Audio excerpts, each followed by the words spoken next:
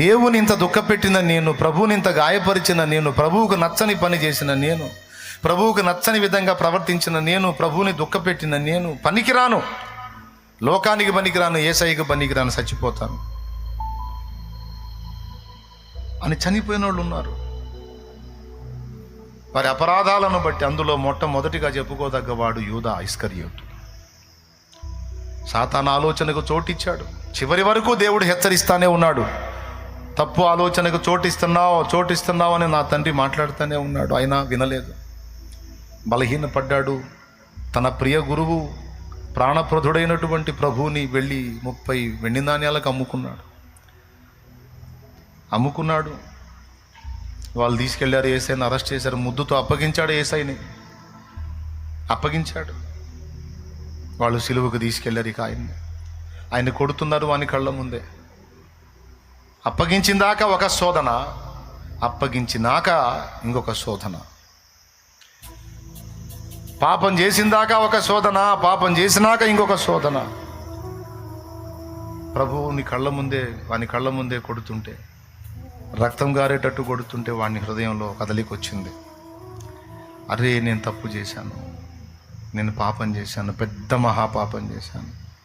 ఆయన చేత విరిచి ఇచ్చిన రొట్టెలు తిన్నాను, దుర్మార్గుడిని. ఆయన ఉపదేశం విన్నాను, ఆయన ప్రక్కలో పండుకున్నాను. ఆఖరికి ఇందాక కూడా రొట్టె విరిచి నాకు ఇచ్చాడు నా ప్రభు. నా కడుపు నింపాడు నా ప్రభు. నన్ను ప్రేమించాడు నా ప్రభు. నేను దొంగనని తెలిసి కూడా నాకే సొమ్ము సంచి ఇచ్చాడు. అంతము వరకు నా ప్రభు నన్ను ప్రేమించాడు. నేనెందుకు ఇంత నీచమైన పని చేశాను, నేనెందుకు ఇంత అపరాధం చేశాను, నేను ఎంత పాపిని అని ఏడవటం మొదలుపెట్టాను. ఏడ్చి యేసయ్య దగ్గరికి వస్తే ఒక రకంగా ఉండేది. ఏడుస్తూ అధికారుల దగ్గరికి వెళ్ళాడు, యాజకుల దగ్గరికి వెళ్ళి, మీ డబ్బు మీరు తీసుకోండి, నేను నిరపరాధ రక్తమును అప్పగించి తిని ఆయనను వదిలిపెట్టండి అన్నాడు. మేము ఇవ్వాల్సింది ఇచ్చాం, చేయాల్సింది చేశాం, బా ఇంకా జరగదు అన్నారు. ఏం చేయాలో వాడికి అర్థం కాల. ఆ సొమ్ము తీసుకెళ్ళి దేవాలయంలో విసిరివేసి, ఇక ఎక్కువైపోతుంది వాడికి అపరాధ భావం, ఎక్కువవుతున్నప్పుడు వానికి ప్రభువు కనపడలా. వాని మనసుకు చావు కనపడింది. ఇక చావే శరణం, చావే కరెక్టు, చావే ముఖ్యం, చావే. సాతాను కుట్ర. చేసినంతసేపు ఒక శోధన, చేసినాక ఇంకొక శోధన. చచ్చిపో. ప్రభువు నిన్ను క్షమించడు, దేవుడు నిన్ను వదిలిపెట్టడు, నువ్వు దుర్మార్గుడివి, దుష్టుడివి, నువ్వు మామూలుడివి కాదు, నువ్వు అంత పని చేసావు, ఇంత పని చేసావు, ఏసయ్యను అప్పచెప్పేశావు. నువ్వు నీ మనసు దగ్గర కూడా వచ్చి నువ్వు ఇంత పని చేసావు, ఏసయ్యను దుఃఖపెట్టావు, ఏసయ్యని గాయపరిచావు, ఏసయ్య కళ్ళ ముందు నువ్వు తప్పు చేసావు, నువ్వు అట్లా చేసావు, నువ్వు ఇట్లా చేసావు, నువ్వు ఇలా అన్నావు, ఇలా ఆలోచన చేసావు, నువ్వు అలా చేసావు, ఇలా చేసావని నువ్వు చిన్న పొరపాటు చేసినా దాన్ని భూతద్దంలో చూపించి నీ మనసు కృంగి నీ అంతటా నువ్వే చావుని వెతికేటట్టు దేవుని ముందుకెళ్ళి హృదయపూర్వకంగా, దేవా నన్ను చంపు, దేవుడు ముందుకెళ్ళి కూడా క్షమించు కాదు, నన్ను చంపు అనే పరిస్థితికి నువ్వు వచ్చేటట్టు చేస్తావు. ఏమైనా అర్థమవుతుందని నేను చెప్పేది? ఎంతమందికి? దానికి వాడు అపరాధ భావమును వాడుకుంటాడు. ఇక అప్పుడేం జరుగుతుందో తెలుసా? ఈ అపరాధ భావం ఎప్పుడైతే నీలోకి వచ్చిందో 2 జరుగుతాయి. ఒకటి, నువ్వు చేయాలనుకున్న దేవుని పని ఆగిపోయింది. ఇక మనస్సాక్షి ఒప్పుకోదు. ఎవరికన్నా యేసయ్య గురించి చెప్పబోతే, నువ్వు బాగున్నావా, నువ్వు కరెక్ట్గా ఉన్నావా, వాడు చూడు ఎట్లా వేస్తాడో లంకె, పక్కన ఎట్టేస్తాడో చూడువాడు. నువ్వు బాగున్నావా, నీ పద్ధతులు నువ్వు మార్చుకున్నావా, అసలు నీకు మారు మనసు ఉందా, అసలు నువ్వు క్రమంగా ఉన్నావా, నువ్వే వంకర టింకరగా ఉండి నువ్వు ఎదుటోడికి నీతులు చెప్తున్నావు, నోరు మూసుకోరా పుల్లయ్య అంటాడు. ఎక్కడ జరిగింది ఇది? బయట ఎవడో వచ్చి చెప్పడు, నీ మనసులో నుంచే వాడు ప్రేరేపిస్తాడు. ఇక అది నీకు వచ్చినప్పుడు ఆటోమేటిక్గా సౌండ్ డౌన్ అయింది. చెప్దాం అనుకొని కూడా నా బతికే బాగలేదు, నేనే వంకర టింకరగా ఉన్నాను, ఏం చెబుదాంలే అని సర్దుకుంటాం. అబద్ధాలు ఆడకుండా చెప్పండి, ఇలాంటి శోధనలు మీకు వచ్చినాయా, రాలేదా? వస్తే చేతులు ఎత్తండి. లైవ్లో ఉన్నవాళ్ళు, జూమ్లో ఉన్నవాళ్ళు కూడా చేతులేదు, నాకు వచ్చిందన్నయ్య ఇట్లాంటి పరిస్థితి, నేనే సరిగా లేను, నేను ఇంకెదుటి వాళ్ళకి ఏం చెప్పేది, నేనే సరిగా లేను, నేను ఇంకెదుటి వాళ్ళకి మంచి నేను బోధించేది. నీ మనస్సాక్షి నిన్ను పొడిచిద్ది, అట్లా వాడు నిన్ను శోధిస్తాడు. ఇక నువ్వు సువార్త చెప్పలేవు, ప్రశాంతంగా ప్రార్థన చేయలేవు, వాక్యం దగ్గరకు పోలేవు ధైర్యంగా. దేవుని పనిలో పాలిభాగస్తురాలు చూడండి, ఒక్క అపరాధ భావం తీవ్రమైతే ఎన్నిటికి గండి పడుతుందో చూడు. ఏమో టైంపాస్ కోసం చెప్పట్లా, నేను చాలా సీరియస్ మ్యాటర్ ఇది.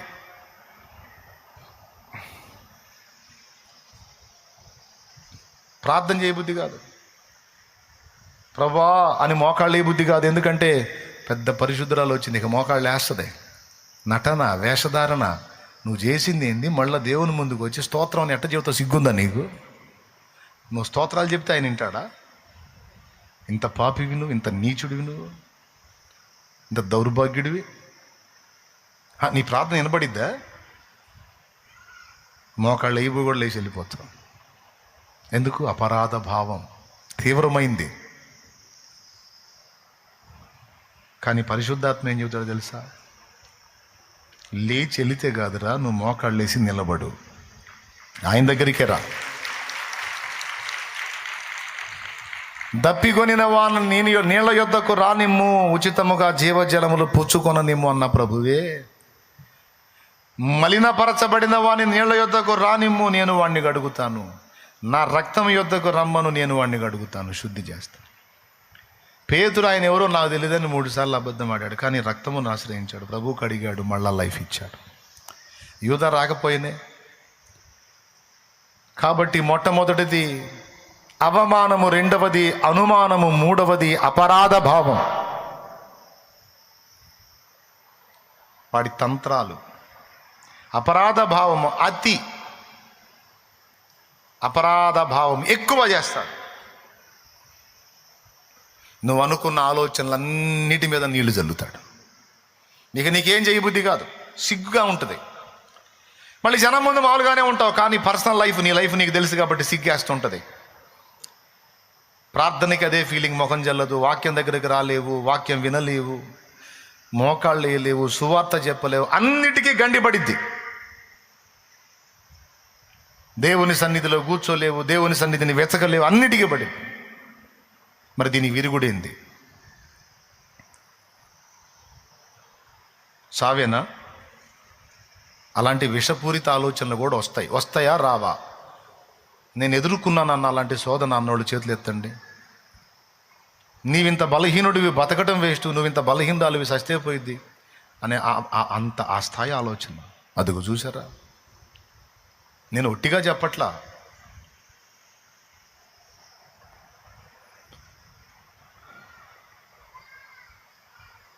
పరిశుద్ధాత్ముడు మన హృదయములు ఎరిగిన వాడు ఆయన. అందుకు మాట్లాడుతున్నాడు దేవుడు, నువ్వు చేయవలసిన పని ఏమిటంటే చావు కోసమో, లేకపోతే ప్రార్థనకు దూరంగా అయిపోవటమో, దేవునికి దూరంగా అయిపోవటమో కాదు. అపరాధం చేశాడు, తేడా పడ్డాడు, బలహీనపడ్డాడు, పరిగెత్తుకుంటా ప్రభు కరుణాపీఠం దగ్గరికి వెళ్ళి సాష్టాంగపడ్డాడు, బోరున ఏడ్చాడు. ఎవరైనా అబ్బా, శాప భయమున నేర్చుచు దావీదు తన పాప రూపము చూచుచు, శాప భయమున నేర్చుచు దావీదు తన పాప రూపము చూచుచు, తాపముతో పశ్చాత్తాపముతో ప్రభుని, తాపముతో పశ్చాత్తాపముతో ప్రభుని ప్రాకుగోరగనే క్షమాపణనందిన. మనము మంటివారమని ఆయన జ్ఞాపకం చేసుకుంటాడు, మంటి పురుగులమని జ్ఞాపకం చేసుకుంటాడు, అల్పులమని జ్ఞాపకం చేసుకుంటాడు, బలహీనులమని జ్ఞాపకం చేసుకుంటాడు. అయ్యా అనుకుంటా పోయాడు. పాపములో పుట్టిన వాడినయ్యా, పాపములోనే అమ్మ నన్ను గర్భాన మోసింది, నాకు తెలియలేదయ్యా నాలో పాపం పనిచేస్తుంది. అయ్యో దేవా, నేనేనా ఈ పని చేసింది, నేనేనా ఇలా అయిపోయింది, నేనేనా ఇంత నీచంగా దిగసారింది. ఒక నరహత్యకు, నిరపరాధి రక్తముకు నేను కారణమయ్యానా? ఒక నిర్దోషైన నా సైనికుని చావుకు నేను కారణమయ్యానా? అయ్యో, వాని భార్యను నేను ఆశించానా? నాకు లేకపోయారా? దేవా, ఎంత పాపం చేశాను, ఎంత పాపం మూట కట్టుకున్నానయ్యా.